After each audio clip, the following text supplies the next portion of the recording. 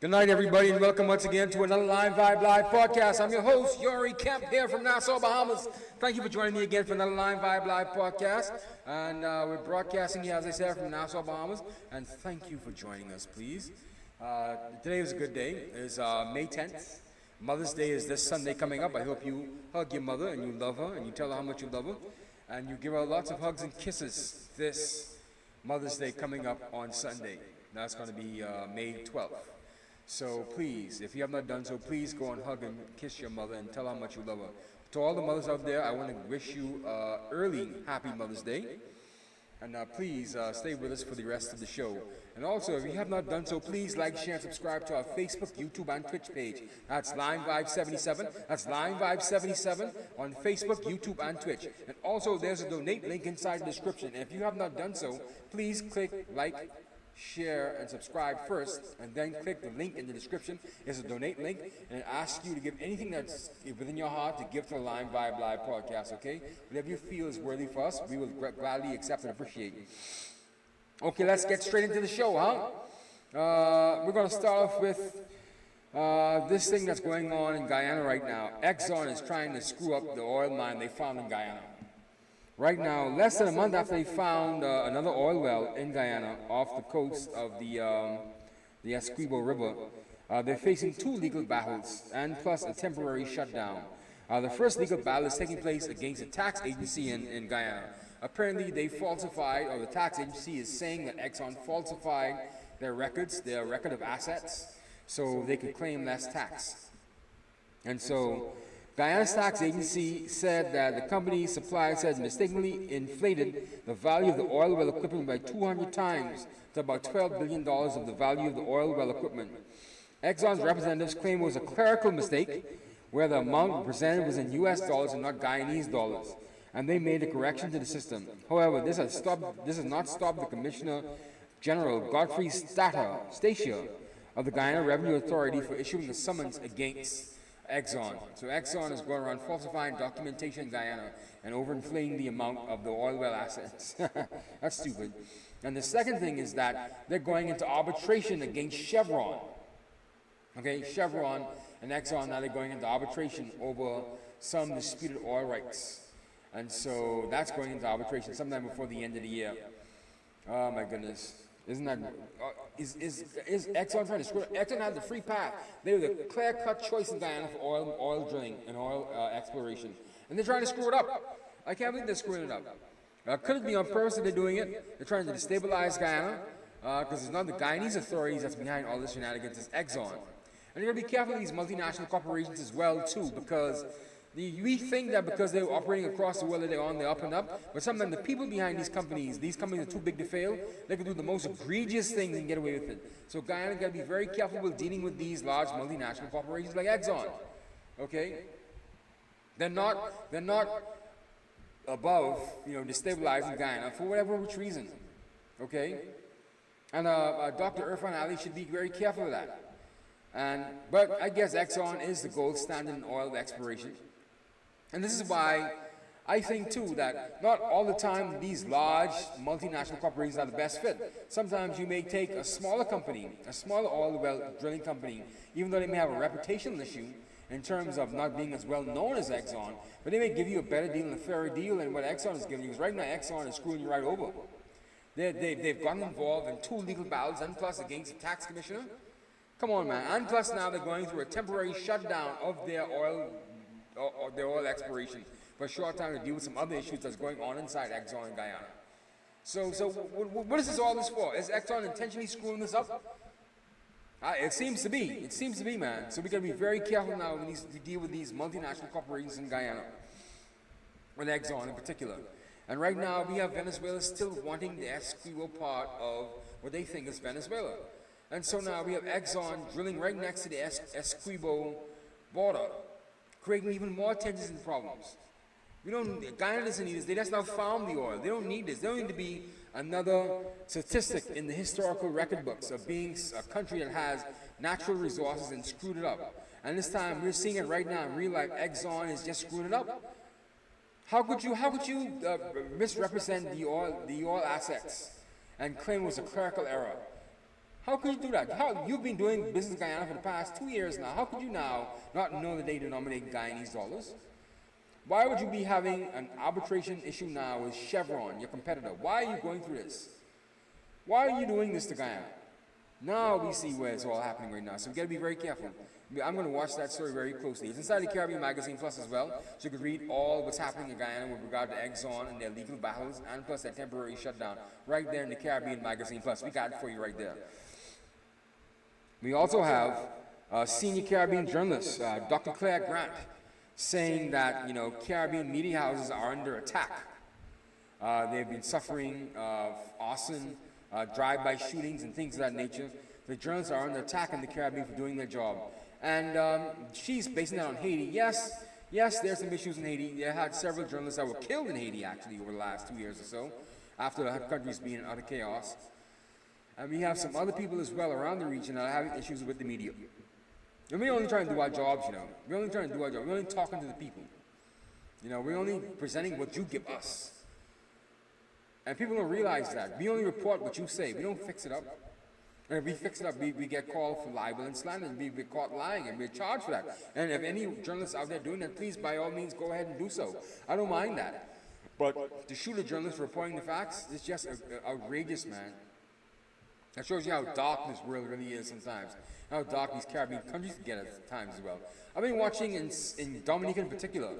You know, Prime Minister Roosevelt Skerrit has taken a real hard hand on a lot of people in the opposition in particular. And he's been coming down the media as well there, trying to silence the media, even the ones that he doesn't have in his pocket already. You know? And it's just sickening, man. It's just sickening.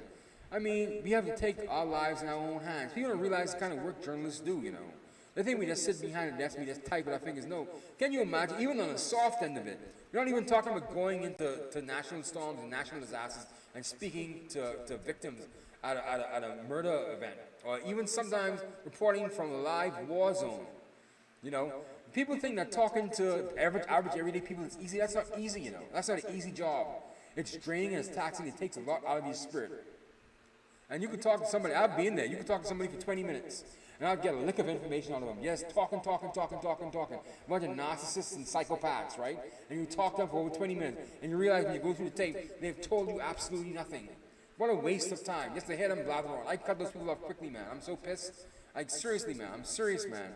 I'm so pissed with people like that. Our job is not easy, man. And now we have to do it under threat of violence and arson and drive-by shootings. It's ridiculous, man. But it shows you how dark the world is, and the darkness hates the light. So I just want to band together with all my journalists around the Caribbean region. Please stand firm. Stand firm with our brothers and sisters in Haiti who are reporting the truth on the ground down there in Haiti, and stand with them firmly and give them the kind of support that they need. That's Dr. Claire Grant. She is the Deputy Chief Executive Officer of the R.G. Gleaner Communications Group in Jamaica, and she's also the President of the Caribbean Broadcasting Union. She's also the President of the Caribbean Broadcasting Union, CBU. Dr. Claire Grant. She's also an adjunct professor at the University of the West Indies as well. So be with her. We also have the World Meteorological Organization saying that in their state of the climate in Latin America and the Caribbean, that between 2019, 2020, so first of all, they said 2023 is the warmest year on record in the LAC, the Latin America and the Caribbean region. Making it more dire. There's over 36,000 people, 36,000 deaths that happened in the Caribbean and Latin American region between 2000 and 2019, that 20-year period. There's over 36,000 deaths from heat-related issues alone. That's from severe heat, and it goes up, and the number cascades, it goes up about 5% every year from 2000 to 2019. Oh my God. The report also said that the global annual mean near surface temperature in 2023 was 1.5 to 0.12 Celsius above the 1850 and 1900 pre-industrial average. The year 2023 was the warmest on record, according to 6 global temperature data sets.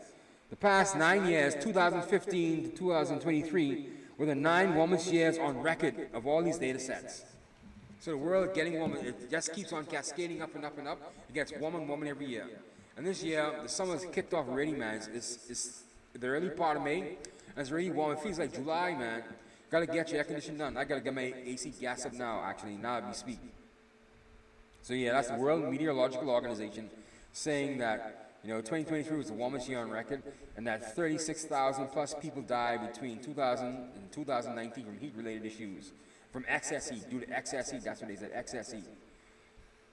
And congratulations to Jose Raul Molino. He's the new president of Panama. Right? He was voted in last Sunday in a presidential election. He beat out everybody. And apparently he won 36% of the vote. His next competitor won only 15% of the vote. And so, no, 25% of the vote, I'm sorry. And he's the unofficial winner of the Panamanian presidential election that was held last Sunday. There's apparently over 90% of the vote turned out. Now, what's up for the new president of Panama, Mr. Molino, is that he has to deal with this Panama Canal drought issue. And we hope he deals with this Panama Canal drought issue because that affects everything on the Western Hemisphere. Can you imagine now your average, let's say, MP3 player going up to $200 for a small little iPod, a little MP3 player like that? You get up for 20 bucks sometimes in some places, man. You can imagine that costing $200 because the, well, my laptop is actually, I plugged my laptop in, I'm sorry. Give me 1 second, people. It's going dead. It's going dead. My apologies.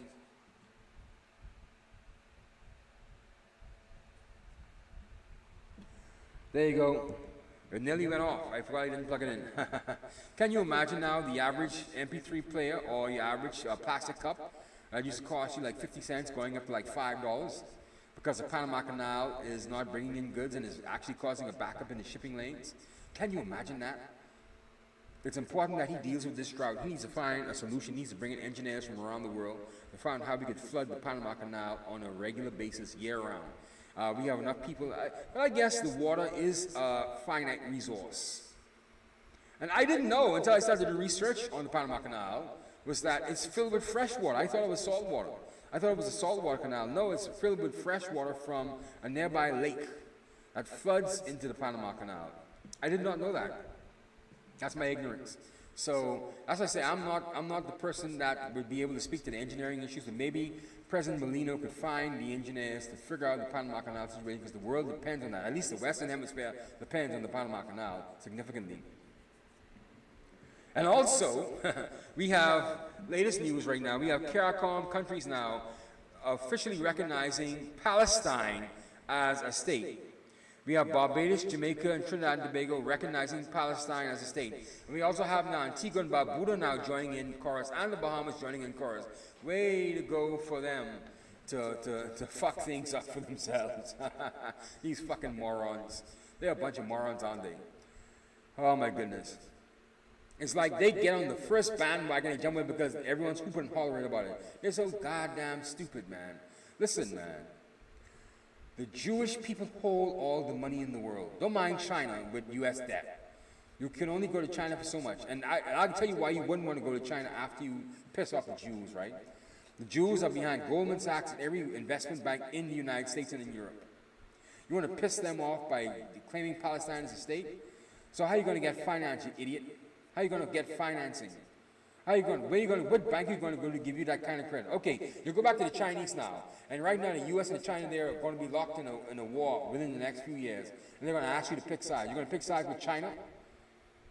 You moron! They don't think about these things. They jump on the first bandwagon they see, and they think that it's cool. But these guys are really morons at the base of it.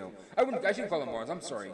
They're not thinking about the long-term thing. They think that all these protests, they want to be with their bougie friends, calling about Palestine. The hell with Palestine, man. Stick with Israel. Stick with the United States. Stick with the Jewish friends and partners, man. They've brought peace and stability to this world.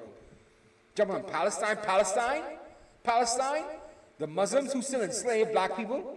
You really serious? These guys, they make the most stupidest decisions. I'm going to let you, let's watch this video right now about the history of how Israel and Palestine became intertwined in this thing. Let's play it right now. At the break of dawn on the 7th of October 2023, Hamas operatives based in Gaza launched yet another war in a region that has seen more wars than any other in history.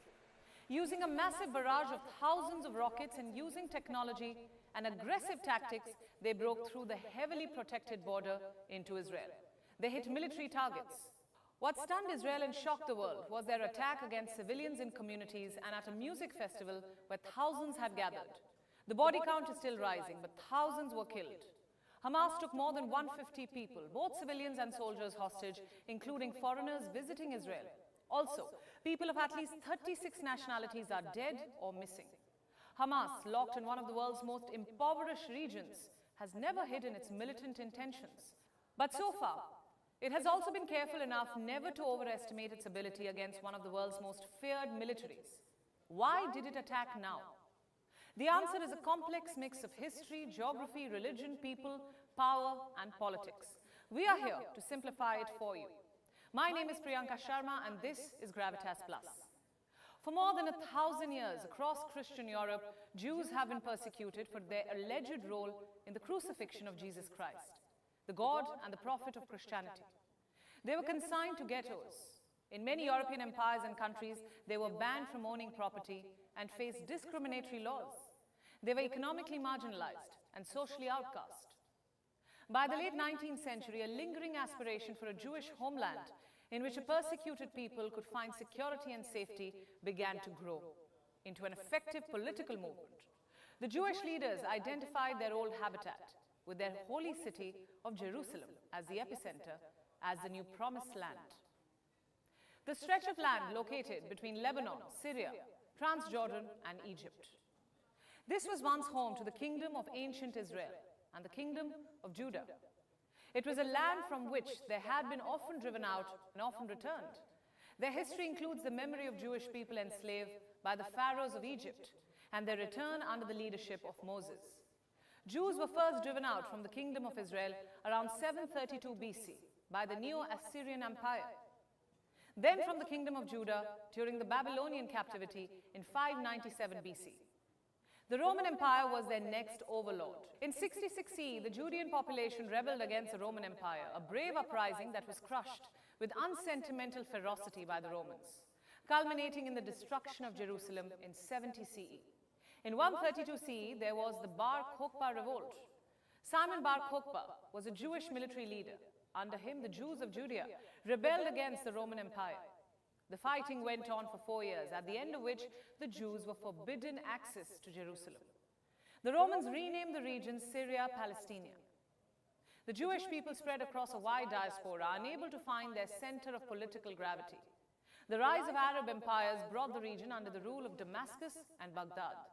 For a while, Christian crusaders conquered Jerusalem under the Arabs. Under Saladin, restored their own rule. In 1516, the Ottoman Turks occupied Palestine. During this long period, the land was peopled by those described logically as Palestinians, most of whom had become Muslim, but not all. There were strong Christian populations in Palestine. Cut to the late 19th century, the presence of Palestinians did not diminish the dream of a Jewish state. The Zionist movement was launched. Jews began lobbying Western powers to facilitate a mass emigration of Jews to Palestine. The Russian Empire was the largest home for the Jewish diaspora. In 1905, after the failure of the first Russian Revolution against the Tsars, many Jews from Eastern Europe and Russia began moving to Palestine. Then, under Ottoman rule, the settlers used Hebrew as their spoken language. The Ottomans, defeated by the British-French-Italian alliance in the First World War, collapsed in 1918. The region was occupied by Britain and France under a secret wartime arrangement devised by two officials, Sykes and Picot, in 1916. Britain took over Palestine. Britain owed a debt to Jewish leaders who had helped during the First World War, particularly in finance. In 1917, then British Foreign Secretary Arthur Balfour wrote to Lionel Walter Rothschild. He was one of the most prominent leaders of the British Jewish community, in which he promised the establishment in Palestine of a national home for the Jewish people. It is also said that the British government will facilitate the achievement of this object. This became known as the Balfour Declaration. The French had their own reasons for facilitating the creation of a Jewish homeland. In 1799, Napoleon had issued a proclamation. He offered Palestine as a homeland for Jews under France's protection. Napoleon wanted Jewish help in his invasion of Egypt. The Jewish state did not materialize under France. The British-French agreement on a potential Jewish homeland remained a promise between the two world wars of the 20th century. But the idea kept gathering momentum. The Muslim and Christian Arabs, who obviously would be displaced from a territory that they had inhabited for centuries, opposed the Balfour Declaration. The British could not totally ignore them, for they had helped the British against the Ottomans in the First World War as well. So the British limited Jewish immigration, trying to appease both sides. By the 1930s, Arabs and Jewish settlers had begun fighting openly in Palestine. The tragedy of Jews and Judaism reached an unbelievable apotheosis during the Second World War, when the German Nazis under Hitler designed a horrific, unimaginable plan to kill every Jew in their domain in what is now known as the Holocaust. Jews were sent to concentration camps where they were enslaved, starved, and gassed to death. It was beyond belief that human beings could sink to such depraved barbarism. At the end of the Second World War, the urge to create a homeland for Jews acquired a moral momentum when Jewish settlers discovered that the British were still reluctant to leave from Jerusalem. They attacked the British soldiers and authorities. The matter went to the newly created United Nations. In 1947, the year India got independence, the UN voted to partition Palestine. The United Nations adopted the resolution 181. According to it, there was to be an Arab state and a separate Jewish state. Palestinians rejected the resolution. They mainly pointed two things. One, Jews were allotted nearly 56% of Palestine, despite making up just 33% of the population in Palestine. Two, Jews were being allocated the fertile coastal region. Until then, Jews owned 6% of the Palestinian land. This UN map changed the reality. Soon, Jews began occupying the land designated to them. The Palestinians fought, but without much success. By May 1948, Jews were in control of all of the land promised to them, also some Arab territories. On the 14th of May 1948, Israel became a country. It was the first Jewish state in 2,000 years. At its helm was Prime Minister David Ben-Gurion. Tel Aviv's airport is now named after him. Palestinians lament the creation of Israel as a Nakba, or catastrophe, that resulted in their dispossession. This was the start of endless fighting. A day after the creation of Israel, Egypt, Jordan, Syria, Lebanon, and Iraq invaded Israel. The first Arab-Israeli war broke out. The Israelis fought off the Arabs. It also seized key territories. In 1949, the UN brokered ceasefires. Israel was given permanent control of these territories. More than 700,000 Palestinians left Israel, and Israel became a Jewish majority country. In 1956, focus shifted to this water body in particular. The Suez Canal. It is vital to trade as it connects the Red Sea to the Mediterranean Sea. In 1956, Egyptian President Gamal Abdel Nasser nationalized the Suez Canal. In response, Israel invaded Egypt. Britain and France followed. US and Soviet Union brokered a peace deal. But peace was short-lived. In June of 1967, Israel carried out preemptive strikes on Egyptian and Syrian air forces. This sparked a six-day war. At the end of it, Israel captured the Sinai Peninsula and the Gaza Strip from Egypt. From Jordan, it took the West Bank and East Jerusalem, and Golan Heights from Syria. The Israel-Palestine conflict took center stage in the 1972 Munich Olympic attack. Extremists from the Black September group raided an Olympic Village dorm. They killed 2 Israeli athletes, took 9 others hostage, all of whom died eventually. In 1973, Syria and Egypt launched a surprise two-front war. It was Yom Kippur Day. The Arab forces gained ground in a victory which Egypt celebrates as historic. It recovered the whole of Sinai. America intervened to stop the war and lay the framework for an accord between the principal nations, Egypt and Israel. In 1978, Egypt and Syria signed the Camp David Accords. This led to the 1979 Egypt-Israel Peace Treaty, but all the while the question of Palestinian self-determination remained unresolved. In 1987, Palestinians living in the West Bank and Gaza Strip rose up against the Israeli government. It was the first intifada. Intifada meaning shaking off. In 1993, Oslo I Accords were signed between Israeli Prime Minister Yitzhak Rabin and Palestine Liberation Organization, or PLO, the negotiator, that is Mahmoud Abbas. It was the first direct Palestinian-Israeli peace agreement, and it set up a framework for the Palestinian self-governance in West Bank and Gaza. Israeli and Palestinian leadership recognized each other for the first time. This is then Israeli Prime Minister Yitzhak Rabin, and this is the leader of the Palestine Liberation Organization, Yasser Arafat. See them shaking hands? This handshake got them the Nobel Peace Prize, but peace still evaded the region. In 1995, the Oslo II Accords were signed. It mandated Israeli withdrawal from 6 cities and 450 towns in West Bank. Israel withdrew its troops from Gaza in 2005. Cut to present. The West Bank and the Gaza Strip constitute the state of Palestine. West Bank is home to 3 million Palestinians and more than 500,000 Jews. Israel administrators the West Bank except East Jerusalem. The Palestinian National Authority governs the Palestinian pockets. This is Gaza. It is a narrow 25-mile stretch of land. It is home to over 2 million Palestinians. The Gaza Strip is one of the world's most densely populated regions. It is under Israeli blockade since 2007. Gaza is under the control of Hamas. The group was founded in 1987. It won the election in 2006. Western governments have branded Hamas a terrorist organization. Hamas orchestrated what is being called a Pearl Harbor moment in West Asia. Israel is calling it its own 9/11, one that has killed the most number of Jews since the Holocaust. There is no black and white in this conflict. Both Israelis and Palestinians see the land between the Jordan River and the Mediterranean Sea as their own. This land is sacred to Christians too. Israelis cite the Balfour Declaration as Israel's right to exist. The Palestinians regard it as the start of their dispossession. Here is something one often forgets about this declaration. It also mentioned that it was quote-unquote clearly understood that nothing shall be done which may prejudice the civil and religious rights of existing non-Jewish communities in Palestine. The Balfour Declaration was signed in 1917, but between 1915 and 1916, a set of 10 letters were exchanged between the British and Mecca's Amir. These letters, known as the McMahon-Hussein Correspondence, speak about the idea of an independent Arab state. Is this conflict a British legacy? Something to think about.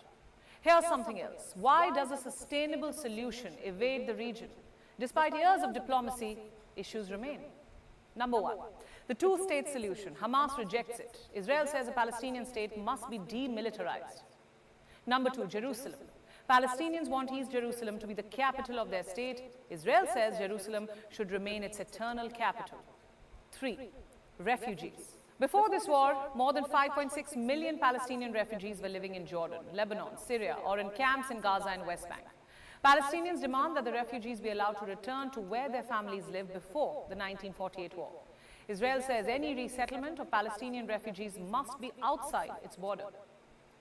Almost every global power has picked a side in this conflict, and no one has been able to broker peace. This is the biggest war in West Asia in 50 years, and it stands to change the strategic landscape of the region beyond recognition. There you have it, man. That was one of the best rundown synopsis that I've heard about the Israel-Palestinian historical conflict. It's kind of, slanted towards Palestine, but they have a long history inside the region. That's fine. I think the critical point of what everyone's missing was that, during the period when the Jews were first kicked out of the Holy Land, they actually made the diaspora. The Palestinians, they remained inside Israel. And when it was a part of the Roman prefecture, Damascus in Syria, it was the Syria and Palestine.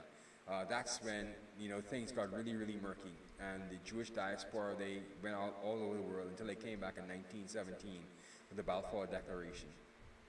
And so I think that critical part of history right there, that new part of history, is what people are now fighting for over the media, really fighting for right now.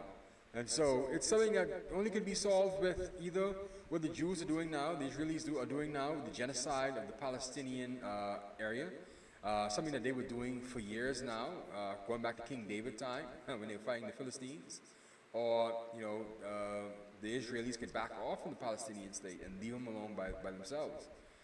And whatever happens, I think the only thing that God can really solve this right now, God has to come down and really solve that. So the fighting is going to continue to go on until people get enough, people have enough of the bloodshed, and they're going to have to say, hey, we can't do this anymore, regardless of whether or not it's a Palestinian state or not. We can't do this anymore. It's too much bloodshed, and that's where it's going to have to happen. Peace is going to have to come into this right now. I don't think that peace is going to come from any of the generations now. And that's the disturbing part of this entire situation, that recent bombing at Hamas, they lobbed bombs over into Israel last year. That has caused another generation of Israelis to be ticked off at the idea of a Palestinian state. Young people who are willing to forget the past, forget the historical context of the Israel-Philistine, Palestine conflict. They're willing to forget it now. They can't forget it anymore because now you bombed them. You bombed their generation. They're going to tell their kids, and their kids are going to tell their kids. That's probably another 2 or 3 generations of hate right there. And now the Palestinians on the other side, you can't expect them to forget it either because Israel has taken such a hard stance against them for that bombing last year. And so it's going to continue to go on. Hopefully now we could stem all the bloodshed that's happening in the Middle East right now, but I don't see it happening anytime soon. But that's just me. I'm not living that. I live in peace in the Bahamas, and that's all I understand. But let's go back. Let's run out from the top. So what we talked about tonight? We talked about Exxon screwing up in Guyana, getting Guyana involved in a bunch of conflicts, and creating trouble. And they're supposed to be the multinational corporation that's has a lot of savvy and know-how in how to drill for oil, how to deal with countries all over the world. And they're screwing up Guyana. They're going into arbitration with Chevron, and they're also misstating their assets, giving them to the tax collection agency in Guyana, trying to defraud the Guyanese government, causing the Guyanese government to have to issue a summons against Exxon. Can you imagine that? The Guyanese government issuing a summons against Exxon, who's trying to help them to mine for oil. From the outside looking in, you would say the Guyanese government is being ungrateful. No, it's not. And where would the commissioner, the tax commissioner, get the call from to put a summons out against Exxon? He had to have spoken to Dr. Irfan Ali, the president. He had to have spoken to him. So in saying that, man, that's our first story. Hopefully Exxon can get out of this and they get back to producing, because right now they shut down their production as well in Guyana. And so that's going to be a problem moving forward. And we also have a senior Caribbean journalist, Dr. Claire Grant. She's an adjunct professor at the University of the West Indies. And she's also the president of the Caribbean Broadcasting Union. And she's saying that Caribbean media houses are under attack from drive-by shootings she's recorded in Austin. And she's pointing to issues now in Haiti and the rest of the Caribbean where Caribbean media houses and journalists are under attack. We're being assaulted on a daily basis, she said. And she said that according to the latest update from the World Press Freedom Index, which evaluates the environment for journalism 180 countries and territories, the situation is extremely serious. It's very serious, she says, as it's categorized in 31 countries, difficult and in 42 countries, problematic in 55, and good or satisfactory in only 52 countries out of 180 countries. And she said the Caribbean is now, experiencing a high level of violence with regard to people coming against the media and journalists. And she cites a lot of drive-by shootings in Austin's right now. So that's on the Caribbean Magazine Plus. Both stories, Exxon in Guyana and the Caribbean Broadcasting Union is on the Caribbean Magazine Plus. You want to go look at that there. And also we have the World Meteorological Organization saying that 2023 was the hottest year on record. And they said that between 2000 and 2019, that over 36,000 deaths happened from extreme heat alone. All right, but 2023 being the hottest year, and between 2015 and 2019, it just escalated 1 degree up in the Caribbean, and it gets hotter and hotter. I can imagine what this year, 2024, is going to look like, because this May, maybe we still have some cool weather every now and then, but no, this May is pretty hot, man, and it's not even close to July yet. So we got to watch over the heat. But they already said that it's going to be hot this year anyway. They already said that we're going to go by at least another 2 Celsius. I don't know if we can take that, man. I don't know if we can take that. We have to deal with this climate change, man. We're going to die here. The other story is Panama's new president, Jose Raul Molino. He's the new president of Panama. And we just wish him all the best. He won in last Sunday's presidential election. He won 34% of the ballots out of 90% turnout. His next competitor got about 25%, Ricardo Lombana. And we wish him all the best. We just hope that President Molino not could deal with the Panama Canal drought situation, because the drought is absolutely insane. It's going to mess up the Western economies, man. It's going to mess up us on this side of the world. I can't pay $5 for a plastic cup. I can't pay, $20 for a 5-pound bag of rice. I can't do it. So all the goods that are shipped through Panama, we need that canal to be opened up. We need to find artificial ways to make sure that canal passageway stays afloat, because right now they've cut down the shipping lanes, they've cut down the amount of transit, through the Panama Canal to about 36 now. They used to be up to 45, they're down to 36 now, and they have a long waiting list outside the Panama Canal. So hopefully President Malik will get some engineers in there to fix the Panama Canal. And also we just now talked about the CARICOM countries finally wanting to recognize Palestine as a state. And this humble podcaster, vlogger, thinks it's a stupid mistake. My God, don't mind that the Jews still own most of the money in the world, man. Don't mind China. They only have U.S. debt and U.S. bonds. And they can only help you so far, because if the United States wants to go to war against China, they can shut off a lot of things in China. Don't be stupid. Because when push comes to shove, you still have to go back to these international financial institutions.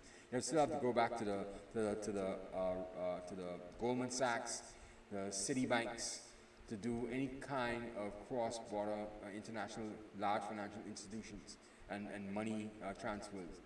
So don't be foolish and cut the nose off to spite your face, prance around the place trying to pretend like you know international affairs, and you sign off on all this now. When you go back to try to borrow money, or you're trying to get some concessions from the IMF, you find you can't get any concessions because you're pissed off the Jewish elites around the world.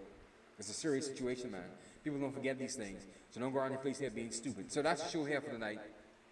Thank you once again for joining me for another Live Vibe Live podcast.